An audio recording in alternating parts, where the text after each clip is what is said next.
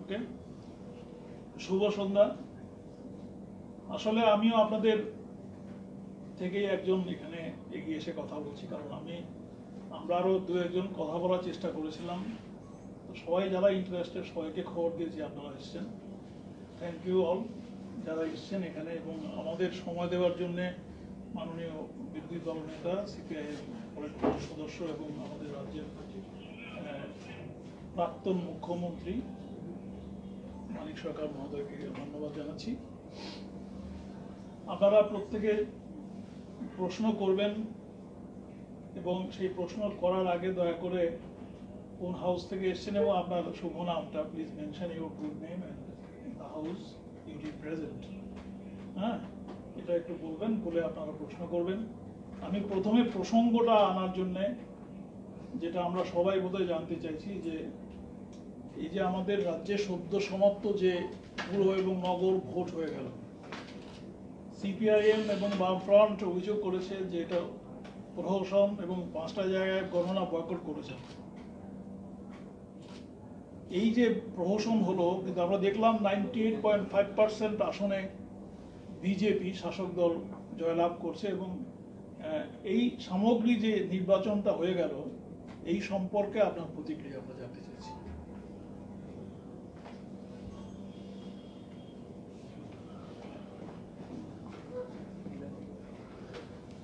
আপনাদেরকে ধন্যবাদ জানাচ্ছি। কেউ কেউ এককভাবে ভোটের দিন থেকে ভোটের ফল প্রকাশ হয়ে যাওয়ার পরেও আমার সঙ্গে কথাবার্তা বলার চেষ্টা করেছেন, কিন্তু আমি আলাদা করে কোনো মন্তব্য করিনি। তো শেষ পর্যন্ত আমার মনে হয়েছে বারবার যেভাবে চাপ আসছে কথা বলাটাই বোধহয় শ্রেয়। তো আজকে আপনাদের সঙ্গে মিলিত হওয়ার সুযোগ পেলাম। আপনারা যারা এসছেন আপনাদেরকে ধন্যবাদ জানাচ্ছি। যে প্রশ্নটা এখানে করা হয়েছে ভোটটা সম্পর্কে মতামত, ভোটই তো হলো না, এ তো ভোটের নামে চূড়ান্ত প্রহসন হলো। কাজে এর উপর মতামত কী দেবে? এর উপর তো আমাদের সামগ্রিক এই ভোটটা নিয়ে আমাদের মূল্যায়ন আমরা হয়তো উপস্থিত করতে পারি। তা যদি বলেন, ত্রিপুরা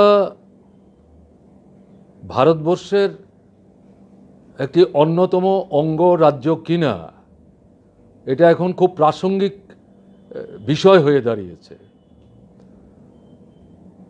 সাধারণ মানুষ এই প্রশ্নগুলি করতে শুরু করেছেন, ত্রিপুরার বাইরের লোকরাও বুঝতে চাইছেন কি চলছে এখানে। এটা ফ্যাসিস্ট সুলভ সন্ত্রাস চলছে শুরু থেকেই, এই 40-42 মাস যাবৎ এটা আপনার অবিরাম চলছে। নির্বাচন এই সরকারটা আসার পর থেকে লোকসভা নির্বাচন সহ চূড়ান্ত প্রহসনে পরিণত হয়েছে। আর সর্বশেষ নিদর্শন হচ্ছে এই যে নগরের নির্বাচন হওয়ার কথা ছিল, কাগজপত্র নির্বাচন তো দেখিয়েছে। আমি তো শুরুই করলাম যে কিসের নির্বাচন, কোথায় নির্বাচন? ভোট লুট হচ্ছে, মানুষের ভোটের অধিকার বাহুবলের মধ্য দিয়ে পুলিশকে নিষ্ক্রিয় রেখে নির্বাচন কমিশনকে অথর্ব বানিয়ে সেখানে হরণ করা হচ্ছে। তো আমাদের দেশের সংবিধানের অন্যতম মূল কথা হচ্ছে সংসদীয় গণতান্ত্রিক ব্যবস্থা। তাতে ভোট হবে, কেউ সংখ্যাগরিষ্ঠ হবেন, কেউ সংখ্যালঘিষ্ঠ হবেন, শাসক দল বিরোধী দল ঠিক হবে। সংসদীয় গণতন্ত্রে বিরোধী দলের ভূমিকা গুরুত্বপূর্ণ। শাসক দল তো নিশ্চয়ই প্রশাসন চালাবেন, সরকার চালাবেন, কেন্দ্রে হোক রাজ্যে হোক, এটা নগরে হোক পঞ্চায়েতে হোক। এই ভোটটাই তো ত্রিপুরায় হচ্ছে না। একদলীয় স্বৈর শাসন জাঁকিয়ে বসবার যে প্রচেষ্টা, এটা দিনে দিনে বেড়েই চলেছে এবং তার জ্বলন্ত নিকৃষ্ট উদাহরণ হচ্ছে এই সাম্প্রতিক এই যে ঘটনাবলী আমাদের ত্রিপুরার নগরের ঘোষিত নির্বাচনকে ভিত্তি করে। তো এই দিক থেকে যা ঘটল এটা আপনার রাজনৈতিক সিদ্ধান্ত ছাড়া এটা হতে পারে মনে করার কিন্তু কোনো কারণ নেই। আপনারা দেখে থাকবেন এই ভোটের যাই হোক একটা যোগ বিয়োগ করে হিসেব টিসেব উপস্থিত করেছে, মানুষ মানুক আর না মানুক, কিন্তু আমাদের দেশের প্রধানমন্ত্রী তিনি অভিনন্দিত করেছেন। এর চাইতে লজ্জার আর কি হতে পারে বলুন তো? নির্বাচনী যে মডেল কোড অফ কন্ডাক্ট এটাকে উপেক্ষা করে প্রধানমন্ত্রী দিল্লি থেকে 22 মিনিট 50 সেকেন্ড বক্তৃতা করলেন এই ভোটের প্রক্রিয়ার মধ্যে সরকারের কি কর্মসূচি কার্যকরী করছেন এটার পক্ষে দাঁড়িয়ে।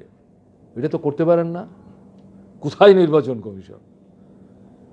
আর এই যে ঘটনাটা চলছে আপনার 20টা জায়গায় হওয়ার কথা, 7টিতে তো হলোই না।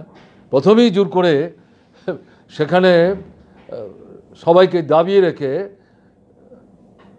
শাসক দল বিজেপি দখল করে নিল, অকুপাইড। এই প্রধানমন্ত্রী জানেন না এটা হতে পারে? তিনি দেশ বিদেশের এত খবর রাখেন, তিনি ত্রিপুরায় ঘটনা চলছে এই রাজ্যের সরকার তৈরি করার ক্ষেত্রে তিনি একটা গুরুত্বপূর্ণ ভূমিকা নিয়েছিলেন, তিনি জানবেন না কি হচ্ছে? এটা হতে পারে?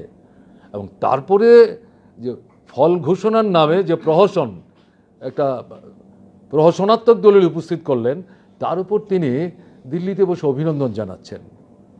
এটা তো মানে ত্রিপুরার মানুষের সাথে মকারি। প্রধানমন্ত্রী এরকম করতে পারেন? অপ্রত্যাশিত, নিন্দাজনক, লজ্জাজনক। তো কাজেই এদিক থেকে মানে এটাই বলার যে এই যে গণতন্ত্রের উপর যে আক্রমণ চলছে এটা সংবিধানের বিরুদ্ধে আক্রমণ। এর থেকে ত্রিপুরাকে উদ্ধার করতে হবে, ত্রিপুরার মানুষ এর থেকে উদ্ধার হতে চাইছেন। তো আমরা যেটা বলছি, গণতন্ত্রের বিরোধী শক্তি যারা, তারা গণতন্ত্রকে চাইলেই দীর্ঘদিন পদদলিত করে রাখতে পারেন না, মানুষ এটা মেনে নেবেন না। আর আমাদের যে ঘটনা ঘটছে কেন, এরকম হওয়ার তো কোনো প্রয়োজন ছিল না। আপনারা 2018 সালে 50 ভাগের বেশি ভোট পেয়ে সরকার তৈরি করেছেন, কেউ তো আপত্তি করেনি, অভিনন্দিত করেছে আপনাদেরকে। আপনারা নানা প্রতিশ্রুতি দিয়েছেন, কেন্দ্রে আপনাদের সরকার, রাজ্যে আপনারা সরকার তৈরি করেছেন, দারুণ সুযোগ আপনাদের সামনে উপস্থিত হয়েছে। এগুলো একটা একটা করে কার্যকরী করুন। কার্যকরী করলে পরে আপনাদের যে ভোটটা আপনারা পেয়েছেন তাদেরকে সংহত করার সঙ্গে সঙ্গে আরও নতুন মানুষ আপনাদের সঙ্গে তো নিতেই পারতেন আপনারা। তা না করে এই উল্টো পথে যাচ্ছেন কেন? তার কারণটা কি? প্রতিশ্রুতি রূপায়ণ করেননি, পারফরমেন্স জেরো। যা বলেছেন তার উল্টো পথে চলছেন, ক্ষোভ বিক্ষোভ বাড়ছে মানুষের। কোভিডের আগেই এখানে অর্থনীতির ক্ষেত্রে একটা মন্দার পরিস্থিতি কাজ করছে, কোভিডের সময় এটা আরও গভীর থেকে গভীরতর হয়েছে। কাজ নাই, রোজগার নাই, খাদ্য নাই, গ্রামে গঞ্জে, উপজাতি অনুপজাতি এলাকায়। সবটা মিলিয়ে মানুষ যাতে এই বিষয়গুলি নিয়ে আঙুল তুলতে না পারে, প্রশ্ন করতে না পারে, জবাব চাইতে না পারে, তার জন্যই সেখানে তার কণ্ঠ রোধ করার চেষ্টা। এবং সেখানটাতে মূল আক্রমণ হচ্ছে বিরোধী। এখানে বিরোধী চিহ্ন হবে, একদলীয় স্বৈরশাসন হবে, যেটা আমি উল্লেখ করেছিলাম আগেও। কাজে এই জায়গায় ভোট হলে অসুবিধা হবে, তাতে তার প্রতিফলন ঘটবে। এবং এবারের এই যে নির্বাচন, এটা কিন্তু একটা বিশাল অংশের ভোটারদের নিয়ে হওয়ার কথা ছিল না। আপনার প্রায় 27 লক্ষের মতো ভোটার, এটা প্রায় 6 লক্ষের মতো এই আরবান বডিতে যারা নির্বাচক মণ্ডলী, তাতে তো 1 লক্ষের উপর 60টা জায়গায় জবরদখল করে বিরোধীদের মনোনয়নপত্র জমা দেওয়ার অধিকার হরণ করে নিয়ে তাদেরকে বঞ্চিত করলো। এটা বাদ দিলে পর এটা আপনার 4,90,92,000-93,000-এর মতো হবে। কিন্তু এটাকেও ভয়, কারণটা কি? তারা বুঝে গিয়েছিলেন যে যদিও নগরের ভোট, সারা ত্রিপুরার মানুষের মধ্যে এই সরকারটার সম্পর্কে যে অনাস্থা, ক্ষোভ, বিক্ষোভ, ঘৃণা পুঞ্জীভূত হচ্ছে, এই সবার হয়ে এই নগরের মানুষ ভোটের অধিকার প্রয়োগের মধ্য দিয়ে তার প্রতিফলন ঘটাবেন এবং এতে গিয়ে এই সরকারটা ফার্দার আনমাস্ক হবে। কাজে এটা কোনো মতেই দেওয়া যায় না। তাই আক্রমণটা নামিয়ে এনেছে। এটা শক্তি না, এটা দুর্বলতা, এটা জনবিচ্ছিন্নতার নিদর্শন। এবং এই কারণেই এরা গণতন্ত্রকে ভয় পায়। কিন্তু তাদের ভয়ের জন্য তো গণতন্ত্র স্থবির হয়ে থাকতে পারে না। মানুষ এটা মেনে নেবেন কেন? মানুষ এর থেকে গণতন্ত্র উদ্ধারের জন্য লড়াই আরও তীব্র করবেন, আরও ব্যাপক করবেন, আরও নতুন মানুষকে তার সঙ্গে যুক্ত করবেন। যারা এমনিতেই নৈতিক সমর্থন করছিলেন, তারাও যখন বুঝতে পারছেন, তারা একসময় সক্রিয় ভূমিকা নিতে আরম্ভ করবেন।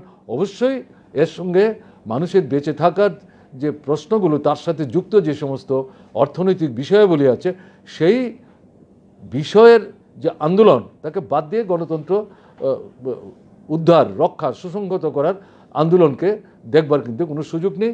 একটা আরেকটার সাথে অঙ্গাঙ্গিভাবে যুক্ত।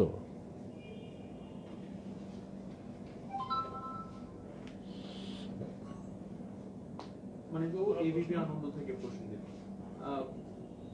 আর 1 বছর পরে 2023 বিধানসভা নির্বাচন, আপনারা কিভাবে নিশ্চিত করবেন যে এই অবস্থায়, মানে পৌর নিগমের সময় যে অভিযোগগুলো উঠেছে, 2023-এ এই অভিযোগগুলো উঠবে না, একেবারে ঠিকভাবে নির্বাচন প্রক্রিয়া চলবে, সেটা নিশ্চিত কিভাবে করবেন? এটা নিশ্চিত করার দায়িত্ব তো আমাদের না। এখন 2023-এর যে নির্বাচন, বিধানসভা নির্বাচন, সেটা জাতীয় নির্বাচন কমিশন পরিচালনা করবেন। তারা স্বাধীন সত্তা নিয়ে কাজ করার কথা, যদিও তাদের নিরপেক্ষতা নিয়ে ইতিমধ্যে জাতীয় স্তরে নানা প্রশ্ন উঠেছে বিভিন্ন রাজ্যের বিধানসভা নির্বাচনে। এমনকি সাম্প্রতিক অতীতে যে লোকসভা নির্বাচন 2019, সাম্প্রতিক অতীত কেন, এটা প্রায় 1.5-2 বছর তো হয়ে যাচ্ছে, তাতেও প্রশ্ন উঠেছে। এই সবগুলিকেই তো আপনার বগল দেওয়া করার চেষ্টা করছে। এরকম একটা জায়গায় যে সারা ভারতবর্ষের মধ্যে প্রতিবাদ আছে, যে ত্রিপুরার মানুষ সেখানে আরও সংঘবদ্ধ হবেন, যেটা বলবার চেষ্টা করেছি। এই ঘটনার পুনরাবৃত্তি যাতে ঘটতে না পারে, নির্বাচন কমিশন যেমন একদিকে ভূমিকা নেবেন, আর একদিকে জনগণ আরও সক্রিয় হবেন। মেনে নেবেন কেন মানুষ? কারণ এর সাথে তো আর খাওয়া পড়া বেঁচে থাকার প্রশ্ন যুক্ত। কাজে মানুষই সেখানে কার্যকরী ভূমিকা গ্রহণ করতে এগিয়ে আসবেন। মানুষের উপর আমাদের আস্থা আছে, বিশ্বাস আছে। আমরা তো ভূমিকা নিচ্ছি বলেই তো আমরা আক্রান্ত হচ্ছি। এই যে ভোটটা হলো, কারা সবার আগে আক্রান্ত হলেন? বামফ্রন্ট। ভোটারদের আসতে বাধা 2 দিন আগে থেকে, প্রার্থীকে ঘর থেকে বেরোতে নিষেধ, বেরোলে রাস্তায় দেখলে পরে লাশ রাস্তায় পড়ে থাকবে। মহিলা প্রার্থীকে বলছে এরকম, দূরে না তো। আপনারা আগরতলা শহরে ছিলেন, হয়তো ভোটের দিন আপনারা দেখেছেন সব জিনিস। তাহলে এরকম একটা জায়গায় দাঁড়িয়ে এই সমস্ত বিষয়গুলো মানুষ মেনে নেবে মনে করার কোনো কারণ নেই। এই যে ফলটা দেখানো হচ্ছে, এটা কিসের ফল? কি করে দেখাতে পারছে? এটা যে পার্সেন্টেজ দেখাচ্ছে, এই পার্সেন্টেজ ভোট হলে তো ভোটের দিন রাস্তা দিয়ে হাঁটাই যেত না। একটা বড় অংশকে আগেই আটকে দিল। তারপরেও যারা সাহস করে নানা কায়দা কানুন কৌশল করে ভোট দিতে আসছিলেন, তাদের একটা অংশ হয়তো ভোট দিতে পারলেন, আর একটা অংশকে তো তারা রাস্তায় ঘুরিয়ে দিয়েছেন। যারা এর মধ্যে ভোট দেওয়ার চেষ্টা করেছেন, অনেকে দৈহিকভাবে আক্রান্ত হয়েছেন। তারপরে তো ইলেকশন বা আপনার পোলিং এজেন্ট বিরোধী দলের, অন্যদের কথা আমি বলতে পারবো না, অন্তত লেফট ফ্রন্টের ক্যান্ডিডেটদের যারা পোলিং এজেন্ট, তাদেরকে তো একটা সময় পরে একটা অংশকে ঢুকতেই দেয়নি। আর বাকি যা অংশটা ছিল, তাদেরকে একটা সময়ের পরে 10:30 11টার পরে তো তাদেরকে জোর করেই প্রিজাইডিং অফিসারের সামনে ধাক্কা দিয়েই একেবারে চত্বর থেকে বের করে দিয়েছে। তারপর তারা ভোট দিয়েছেন। তাতে কি দাঁড়ালো? আসলে যে হিসেবটা দেখানো হচ্ছে, এ তো অর্ধেক মানুষও নিজেরা ভোট দিতে পারেননি, অর্ধেকের বেশিটাই তো জালিয়াতি হয়েছে। কাজে কিসের হিসেব এটা? কাজে এটা মানুষ মেনে নেবে কেন? মানুষ সব জায়গায় কথাবার্তা হচ্ছে, মানুষই এটার বিরুদ্ধে রুখে দাঁড়াবেন ঐক্যবদ্ধভাবে। আমরা ভূমিকা নেব মানুষের সাথে থেকে। রাজ্যে বিরোধী শক্তি আরো একটি দেখা গেল, তারা আগরতলা পৌর নিগমের দ্বিতীয় পর্যায়ে পজিশনে চলে এসেছে, সেটা নিয়ে আপনাদের কি ব্যাখ্যা? দেখুন, যে ভোটটাই হলো না,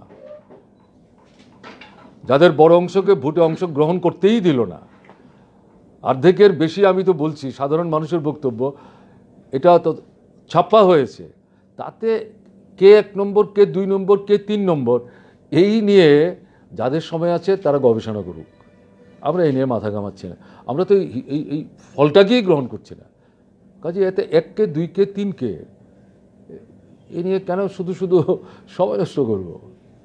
Sir, your party had knocked the door of the Supreme Court regarding this. What is the status of that? That at this moment I can't say, because they have given a date. I think they are waiting for that particular day. Following a civic body election, I guess perhaps this is for the first time two political opposition parties, including the CPIM and Trinamool Congress, knocked the door of Supreme Court. How will you react on this matter? I could not follow you. Following the civic body election, two political parties has knocked the door of Supreme Court. This is not a state assembly election or Lok Sabha election. So how will you react on it? From this, you can well imagine actually what has happened. What has happened? So, does it require further explanation? What I have stated by this time, that is the clear-cut indication. So I think I need not further elaborate it.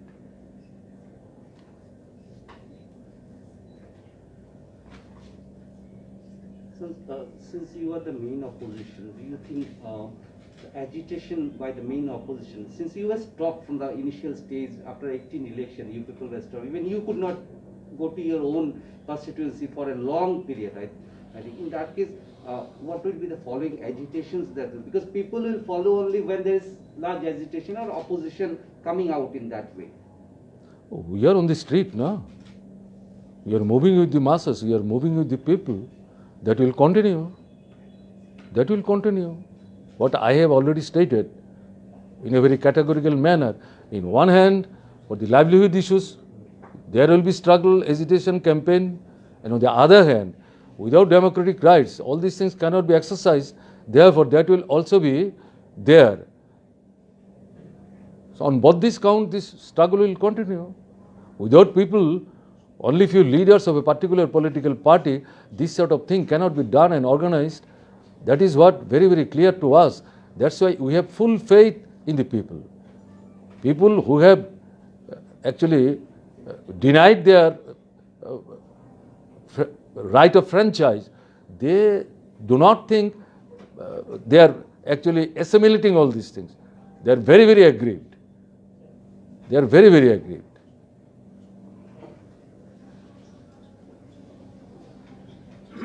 Minute কিছু আছে? Sir একটা বিষয় আমার ছোট একটা প্রশ্ন। Sir আপনি যখন স্টার্ট করছিলেন সাংবাদিক সম্মেলনটা, তখনই বলতে চাইছিলেন যে আমি বলতে চাইছি না, তারপর একটা বিষয় একটা চাপে বলতে হচ্ছে। চাপটা স্যার কিসের? আপনি যেহেতু বিরোধী দল নেতা। চাপ না, চাপ আমি বলছি বিভিন্ন দিক থেকে কথা বলতে চাইছে, অন্য কিছু চাপ না। ঠিক আছে স্যার, আরেকটা প্রশ্ন স্যার, প্রায় সময় বিরোধী যে রাজনৈতিক দলগুলি রয়েছেন শাসক দলের বিরুদ্ধে, তারা প্রায় সময় আক্রান্ত হচ্ছে, বিভিন্ন জায়গা বা বামফ্রন্ট আক্রান্ত হচ্ছে, কিন্তু আক্রমণ চলাকালীন থানা ঘেরাও অনেক কিছু হলো, কিন্তু আপনি বিরোধী দলনেতা হিসাবে আপনার কোনো স্টেটমেন্ট ছিল না। এমনটাই অভিযোগ করছিল অন্যান্য রাজনৈতিক দলগুলো যে বর্তমান মুখ্যমন্ত্রী এবং প্রাক্তন মুখ্যমন্ত্রীর সঙ্গে একটা মিতালি রয়েছে, যোগসংযোগ রয়েছে। এই এলিগেশন থেকে তো ওঠে সবসময়। এমনকি আপনাদের দলেরও অনেকে আমাদের সামনে হয়তো অন ক্যামেরায় বলে না, কিছু ওনার ক্যামেরায় বলে বা আমাদের সঙ্গে বলে যে আপনার সঙ্গে ওনার সম্পর্ক থাকাতে আপনি কোনো স্টেটমেন্ট দিচ্ছেন না, কোনো ধরনের প্রতিবাদ করছেন না, আপনি চুপচাপ রয়েছেন। এমনকি ভোটের দিনও একদম লুকিয়ে ভোট দেওয়া হয়েছে, আপনার ভোটটা আপনি লুকিয়ে দিয়েছেন, এমনটাও অভিযোগ উঠছে। তো আপনার চুপ থাকার পিছনে কারণটা কি স্যার? কে বলেছে আমি চুপ? লেফট ফ্রন্ট যে স্টেটমেন্ট করে, মার্ক্সবাদী কমিউনিস্ট পার্টি যে স্টেটমেন্ট করে, এগুলিকে আমার মত ছাড়া প্রতিদিন কথা বলাটা এটা তো প্রগল্ভতা হবে। এটা তো যারা প্রতিদিন কথা বলবে, বারবার আসবে, আপনারাই তো একসময় তাকে নিয়ে হাসি ঠাট্টা করবেন। এটা কি ভালো জিনিস? যখন যেখানে যার কথা বলা উচিত সে কথা বলবে। One speaker should be very very rational. আর কে বলেছে এই সমস্ত আক্রমণের ঘটনাগুলিতে আমরা প্রতিবাদ করি না? আমরাই তো প্রথম প্রতিবাদ করি। বাইরের দল এসে এখানে যারা কাজ করে তাদের বিরুদ্ধে আক্রমণের প্রতিবাদ আমরা করি। আরে আমরা নিজেরাই তো আক্রান্ত হচ্ছি। কি অদ্ভুত কথা! স্যার, আমরাও বলবো না, আপনি যেহেতু একজন Exactly, আমিও তো আক্রান্ত হচ্ছি। কোন ধরনের স্টেটমেন্ট আসছে না, কে বলেছে আপনাকে? এটা তো ঠিক না ভাই। সাংবাদিকদের সামনে আপনি না, সেটা তো আমি বলেছি। প্রতিদিন কথা বলা এটা একটা প্রগল্ভতার পর্যায়ে চলে যাবে। এটা কি ভালো হবে? আর ডাকলেই আপনি আসবেন কেন? আর এই প্রতিদিন এই ভদ্রলোক কথা বলে কেমন না? প্রয়োজন মতো এই যে আপনারা আজকে এসছেন তো কাজেই সকাল বিকাল সন্ধ্যা সবসময় কথা বলতে হবে, এটা হয়? এটা হয় না, এটা ঠিক না। আর এই যে মানে গল্পটা, এটা প্রথম দিকে হয়েছে, কিন্তু এখন এই সমস্ত বলে না। আপনি প্রথম বললেন অনেক দিনের ব্যবধানে, কেমন? তো আচ্ছা, এটা একটা প্রশ্ন আমরা দেখছি সোশ্যাল মিডিয়াতে বিশেষ করে বেশি আলোচনা, যে এই যে বর্তমান যে রুলিং পার্টি তার যে আক্রমণ করছে ডেমোক্রেসির উপরে, এর বিরুদ্ধে আগামী দিনে কি একটা বৃহত্তর কোনো ঐক্য মঞ্চ গড়ে ওঠার সম্ভাবনা আছে? যারা যারা আক্রান্ত হচ্ছে এই সমস্ত দলের? না, আমরা তো বামফ্রন্ট এখানে করছি। আর যারা মনে করবেন এই আক্রমণের বিরুদ্ধে গণতন্ত্র উদ্ধারের জন্যে ভূমিকা গ্রহণ করা দরকার, তারা নিশ্চয়ই গ্রহণ করবেন। এবং আমরা চাইব এই ভূমিকা গ্রহণ করার ক্ষেত্রে ব্যক্তি হতে পারে, কোনো প্রতিষ্ঠান হতে পারে, কোনো রাজনৈতিক দলও হতে পারে, তাতে তো আমাদের দিক থেকে আপত্তির কোনো কারণ নেই, বরং আমরা এটাকে হেলই করব। স্যার, এটা আপনারা গণনার দিন আপনারা বয়কট করেছেন, হ্যাঁ, আর যে তৃণমূল কংগ্রেস থেকে পুরো ভোটটাকে বাতিল করে পুনরায় ভোটের আপিল করেছেন, দাবি জানিয়েছেন, আর কিন্তু বামফ্রন্ট থেকে 4-5টা সিটের জন্য আপিল করেছেন, পুরোটা না কেন? আপনি না জেনে বলছেন সবটা ভাই। ইউ হ্যাভ নট গান through hour statement, that is the sorry state of affair. এর জন্য আপনি বিরক্ত হচ্ছেন কেন? প্রতিদিন কথা বলি না? যখনই যেটা বলি সেটা ভালো করে যদি আপনি দেখেন না, তাহলে এগুলি আসবে না। আমরা লেফট ফ্রন্টের তরফ থেকে 5টা আরবান বডির ইলেকশন বাতিল করতে বলেছি। যেই দলটির কথা বললেন তারা শুধু আগরতলার কথা বলেছে। ঠিক আছে, মিলিয়ে দেখবেন। ধর্মনগর, খোয়াই, আগরতলা, বিলোনিয়া, মেলাঘর, এই 5টা জায়গায় কিন্তু ভোট বাতিল করতে বলেছি আমরা। বাকি জায়গাগুলি মানুষ লড়াই টড়াই করে তার মধ্যে কিছু ভোট দেওয়ার চেষ্টা করেছেন, এগুলি বাতিলের কথা আমরা বলিনি। অন্য দল একটার কথা বলেছে একটা দল, আর অন্য কোনো দল তো এগুলো কাউন্টারম্যান করে বলেই নি, কেমন না? কাজেই আপনার কাছেই তো তথ্যটা পরিষ্কার না, এটা জেনে নিন। স্যার, সদ্য সমাপ্ত ভোট গেল, রাজ্য পুলিশের ডিজির ভূমিকা নিয়ে আপনি কি বলবেন বিরোধী নেতা হিসেবে? আমি তো বললাম পুলিশকে কাঠপুতুল বানিয়ে রেখেছে, এবং এটা লজ্জাজনক যে আমাদের ত্রিপুরার পুলিশ একসময় প্রেসিডেন্টের কালার পেয়েছিল সন্ত্রাসবাদ মোকাবেলা করার ক্ষেত্রে, সারা ভারতবর্ষের মধ্যে অন্যতম মডেল। সেই পুলিশকে যে জায়গায় নিয়ে গেছে, আপনারা ভাবুন তো, রাজ্য ইলেকশন কমিশন তাও লেফট ফ্রন্টের প্রতিনিধি যাওয়ার পর তার একটা করলেন, একটা বিবৃতি দিলেন, বিজ্ঞাপন দিলেন। প্রকাশ্য প্রচার শেষ হওয়ার পর যেই এলাকাটাতে ভোট হবে, ভোটের এলাকার বাইরের লোক এখানে থাকতে পারবে না, তাদেরকে বেরিয়ে যেতে হবে। ঠিক আছে, এটা ইলেকশন ক্যাম্পেইনে যায়, তারা বেরিয়ে আসে। আর এই এলাকার স্থায়ী বাসিন্দা ছাড়া বাকিরা কেউ এই ভোট শেষ না পর্যন্ত ঢুকতে পারবে না। কি হলো? দাপিয়ে বেরালো, বাইরের থেকে লোক জড়ো করলো, বিভিন্ন জায়গায় রাখলো, দুরাত্র আগে থেকে এলাকায় গিয়ে থ্রেট করলো। এই যে বললাম, মহিলা প্রার্থীকে দু হাতে রিভলভার ঠেকিয়ে বলছে, সাবধান করে যাচ্ছি, কালকে রাস্তায় দেখলে কিন্তু লাশ পড়ে থাকবে। পুলিশের সামনেই তো হলো। তাহলে এখানে তো ডিজিপি হেডের রোল কেন করলেন না? কে তার হাত মানে চেপে ধরেছে? আমাদের সময় তো এরকম হয়নি।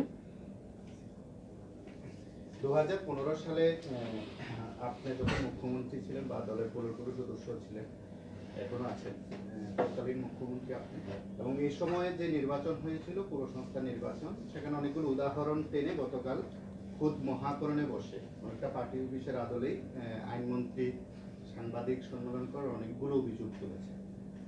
প্রথমত এই বিষয়ে আপনার কি প্রতিক্রিয়া? ওটার কথাবার্তা না খুব বেশি গুরুত্ব দিতে গেলে পরে ঠকে যাবেন, কেমন না? যে আমি এগুলিকে খুব বেশি গুরুত্ব দিচ্ছি না। আপনারা ত্রিপুরার মানুষ। বামফ্রন্ট সরকারের সময় গণতন্ত্রকে সর্বতোভাবে রক্ষা করার জন্যে সর্বাধিক সচেতন এবং উদ্যোগী ছিল, এবং ভোটের সময় যদি কোথাও কিছু ঘটনা ঘটেও থাকে, অভিযোগে আসার সাথে সাথে নির্বাচন কমিশন, পুলিশ তাদের যার ভূমিকা নেওয়ার নিয়েছে, ওখানে কোনো হস্তক্ষেপ নেই। এখানে তো পরিষ্কার। উনার তোলা অভিযোগের কি জবাব দেবে বলুন তো? তিনি কয়েকটা পত্রিকা তুলে বা তথ্য তুলে ধরে, আমি এগুলি দেখিনি ভাই। তিনি খোয়াইয়ে কংগ্রেস ওই সময় প্রার্থীপদ তুলে নিতে বাধ্য হয়েছে আপনার দলের সন্ত্রাসের কারণে, এবং ওই সময় পুলিশের ভূমিকা প্রশ্ন করেছে। আমার কাছে সুনির্দিষ্ট এরকম কোনো তথ্য নেই। আমি তো স্মরণ করে বলতে পারছি না কি এরকম কোনো ঘটনা ঘটেছে, আমার সেইভাবে জানা নেই। একটা প্রশ্ন আছে, মানে এবারের নির্বাচন আমরা দেখেছি আপনারা ছবি ইউজ করেছেন, মানে কিছু কিছু পরিবর্তনও দেখেছি। আপনাদের চিরাচরিত যে বিষয়গুলো ছিল, একটা আদর্শের ভিত্তিতে আপনারা রাজনীতিটা করেন। আপনাদের কি আগামী দিনে এরকম কোনো মানে নতুন কোনো স্ট্র্যাটেজি হবে, মানে এই নির্বাচনের ক্ষেত্রে বা ইলেকশনের সংসদীয় রাজনীতির ক্ষেত্রে, বিশেষ করে যুব সমাজ মানে সমাজকে সামনে প্রার্থীর মানে প্রচারের জন্য যে পোস্টার, তাতে প্রার্থীর ছবি থাকবে, এটা একটা খুব স্ট্র্যাটেজি পরিবর্তনের সঙ্গে সম্পর্ক কোথায়? এটা তো দক্ষিণ ভারতে অনেক আগে থেকেই চলে এসছে। আমরা এটা করতাম না, এখন এটা নানাজনই বলছে এটা দিলে আপত্তিটা কি, তো দেওয়া হয়েছে। তার সঙ্গে একেবারে স্ট্র্যাটেজি ট্যাকটিক্স এগুলি জড়িয়ে যেভাবে বলা হচ্ছে, আমরা কিন্তু এভাবে বিষয়টা দেখিনি, সাধারণভাবে আমরা দেখেছি। পোল কাউন্টিং এর সময় একজন মিনিস্টার, রুলিং মিনিস্টার বলেছেন যে তৃণমূল কংগ্রেস এবং CPIM are in hand in gloves to defeat the BJP. এই বিষয়টাকে আপনি কিভাবে? এগুলি হচ্ছে নিজেদের দুষ্কর্ম ঢাকবার জন্যে, হ্যাঁ, অন্যের কাঁধে নিজেদের দায়িত্বের বোঝা চাপিয়ে দেওয়া। আরেকটা বিষয় হচ্ছে 2018 সালের পর যতগুলো নির্বাচন হয়েছে, আপনাদের অভিযোগ ছিল বা অনেক অভিযোগ প্রমাণও সাপেক্ষ বলা যায়, বা মিডিয়াতে এসছে বা টিভির পর্দা বা ভিডিও একেবারে প্রমাণ, তারপরও ক্রমশ ভোট কমছে আপনাদের, মানে তারপরও আপনারা অভিযোগ রয়েছে, তারপরও ক্রমশ ভোট কমছে। ভোটই তো হচ্ছে না রে ভাই। ভোটটা হলে তো বাড়ছে না কমছে বোঝা যেত।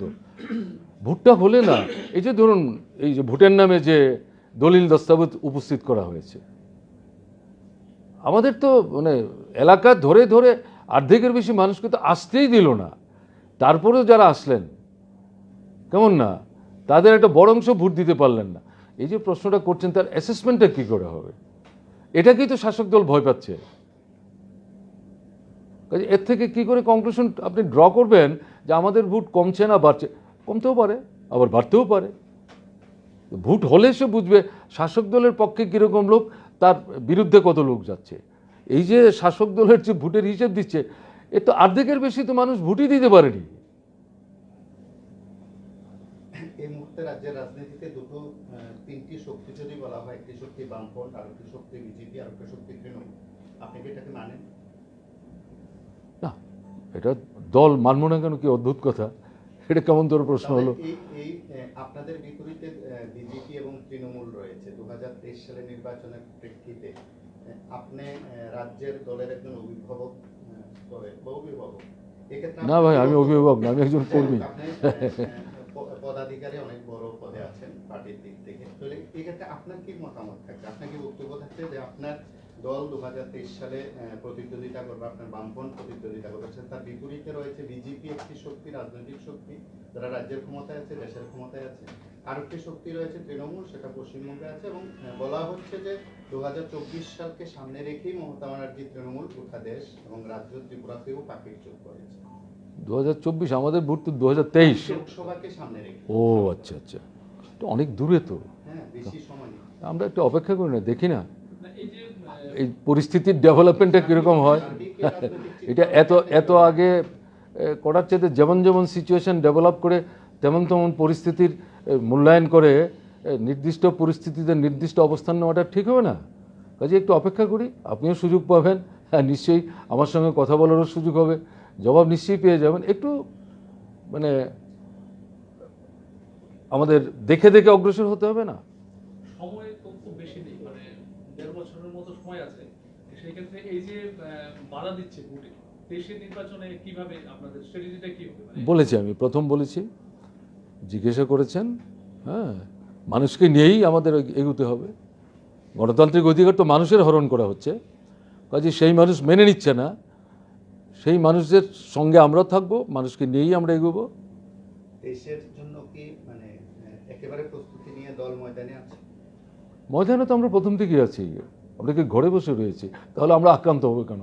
এই পার্টি পিছটা আক্রান্ত হবে কেন? কেমন না? যদি নাই থাকবো মানুষের সাথে, তাহলে এই পার্টি পিছটা আক্রান্ত হচ্ছে কেন? শুধু কি একটা পার্টি পিছ আক্রান্ত হয়েছে? এটা তো বুঝতে হবে। এগুলি না বুঝলে তো একেবারে মানে এটা কীরকম হয়ে যাবে না? এত অবুঝ না তো, মানুষ তো এতটা অবুঝ না। আপনার পার্টি অফিস যে হয়েছে এটা নিয়ে পুলিশ, হ্যাঁ? পার্টি অফিস তো একদম শহরের উপর হয়েছে, এটা নিয়ে নিশ্চয়ই কেস হয়েছে। এনি ডেভেলপমেন্ট ইন দিস, কোনো ইনভেস্টিগেশন বা টিভি এসে এটা?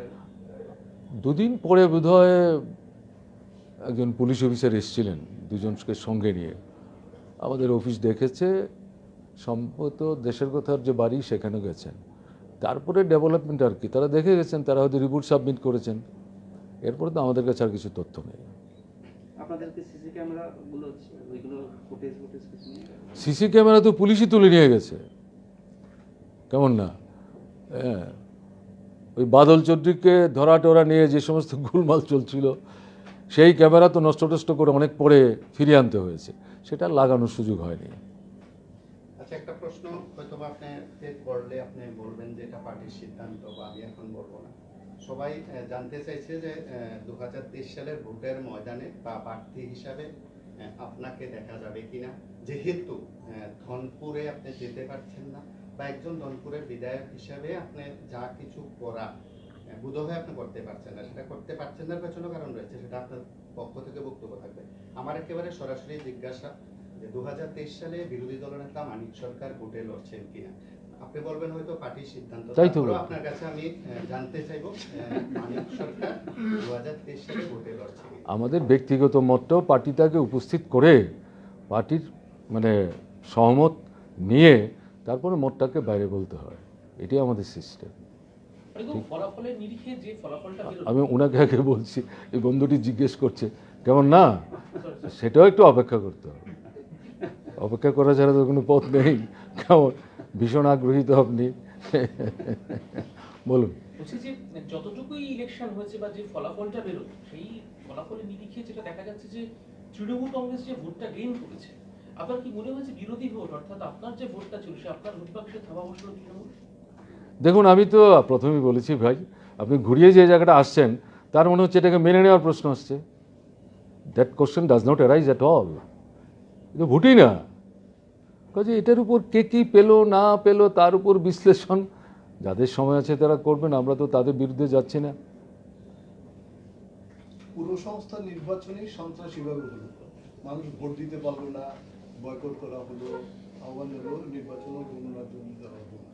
2023 তো বিশাল নির্বাচন, রাজ্য নির্বাচন, সে সময় কিভাবে মোকাবেলা করা হবে? বললাম তো, দুবার বললাম তো, একই কথা আবার তৃতীয়বার বলা হবে। মানুষকে ছাড়া তো কোনো মোকাবেলা হয় না। মানুষকে নিয়েই তো হবে, না, মানুষকে নিচ্ছেন, মানুষ আক্রান্ত হচ্ছে বারবার। সেই তো সাংগঠনিক দিক দিয়ে মানুষ আক্রান্ত হচ্ছে কারণ সাংগঠনিকভাবে কিভাবে মোকাবিলা মানে এটা সংগঠন না থাকলে মানুষকে কী করে সংগঠিত করব আমরা, সেটা নিয়েই আমরা যাই। তার জন্যই তো আমাদের নেতাদের উপর আক্রমণ আসছে, তারপরে আমরা এগিয়ে যাওয়ার চেষ্টা করছি। কেমন আমরা এগিয়ে যাওয়ার চেষ্টা করব, আক্রান্ত হব, আবার তার মধ্যে একে মুখোমুখি দাঁড়িয়েই আমাদের এগোতে হবে। এছাড়া তো ভিন্ন কোনো পথ নাই রে ভাই, এই পথেই আমাদের এগোতে হবে।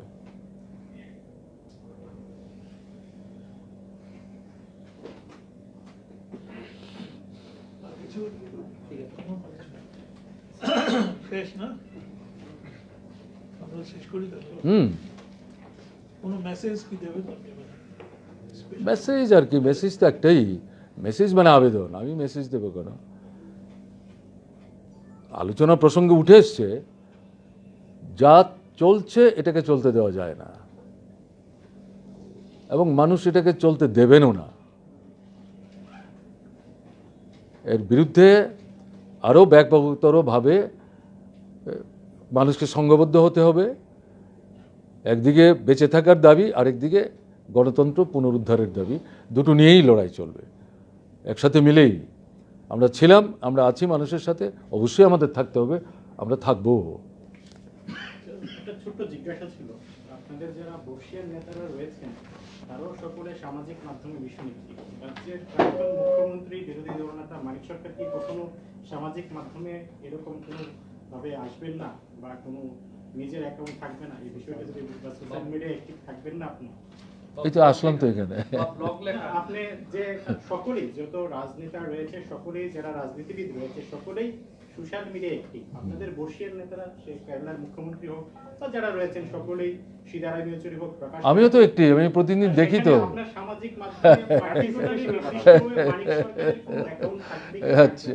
মতামত পাওয়া যায় না সোশ্যাল মিডিয়া। মতামত আমাকে জিজ্ঞেস করলেই পাওয়া যায়, কেমন না? সোশ্যাল মিডিয়া মানে প্রতিদিন বলতে গেলে পরে আপনার বলার পরে তো একজন লোকের বক্তব্য থাকবে, সেটাকে আবার ফলো করতে হবে, আবার আপনাকে বলতে হবে, তার জন্য একটা আলাদা মেশিনারি চাই, কেমন না? ওটা বাদ দিয়ে কিন্তু চট করে হয় না। আমি বলে দিলাম, তারপরে কে কী ভাবলেন, কে কী চিন্তা করলেন, কী কী মন্তব্য করলেন, সেগুলো লক্ষ্যই করলাম না, তাহলে কি করে হবে? এটা তো কন্টিনিউয়াসলি এটাকে আপনার নজরদারির মধ্যে রাখতে হবে, নাহলে তো হয় না রে ভাই। সেটা করার মতো এত লোকজনের আমাদের অভাব আছে, কেমন না?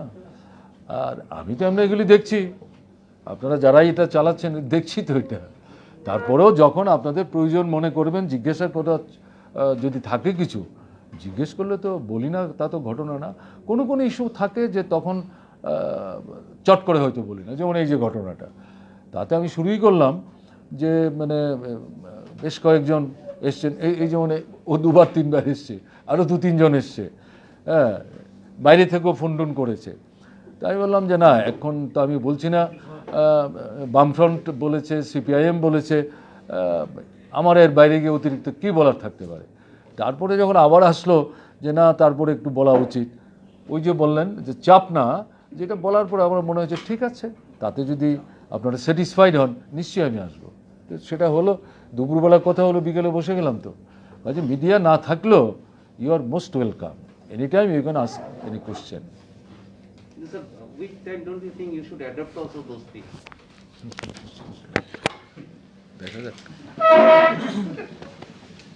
ধন্যবাদ সবাইকে। চা দিল না তাদের?